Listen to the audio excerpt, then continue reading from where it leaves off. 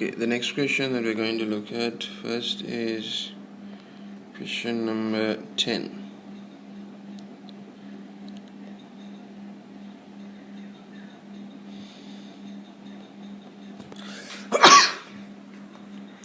So, in this question, if I have read the question, pause the video and read it.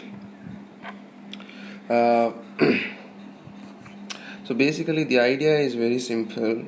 Now this is like the projectile motion, just like a ball thrown from the top of a tower, right? It will follow a trajectory like this. Similarly, here we have an electric field, and that electric field is going to give a downward acceleration.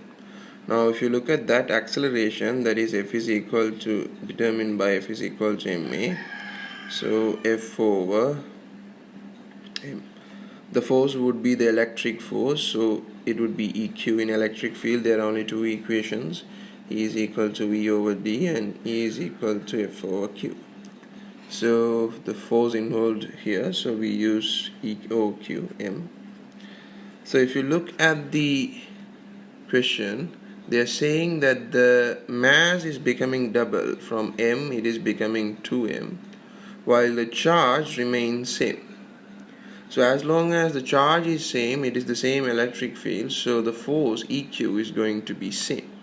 The force is same, but mass is becoming twice, so acceleration would become half. Force is same, mass is becoming twice, so acceleration would become half. So once you have calculated that, then if you want to write an equation for this D, I don't want to make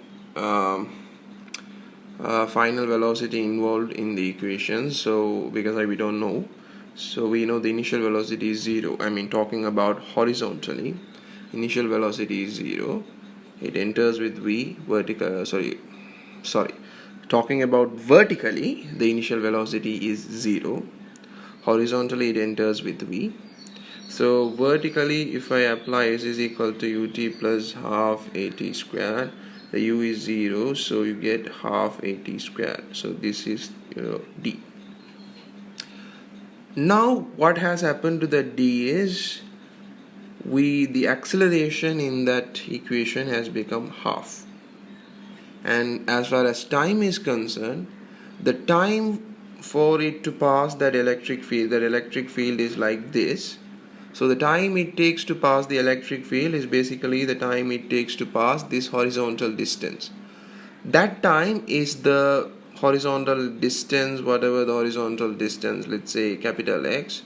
So capital X divided by the horizontal speed V. And the horizontal speed would remain constant. And even in the second case, the horizontal speed with which it enters the field is same. One thing, the horizontal speed is not going to change because the acceleration is only vertical. That's one thing. The other thing is they are saying that the initial horizontal speed for both the scenario is the same, which means that the time taken to travel the horizontal distance x over v is the same in both the scenarios. If that is the case, then time is same, so the half a t squared part is same, but acceleration has become half from a to a by 2, so the distance traveled would become d to d by 2.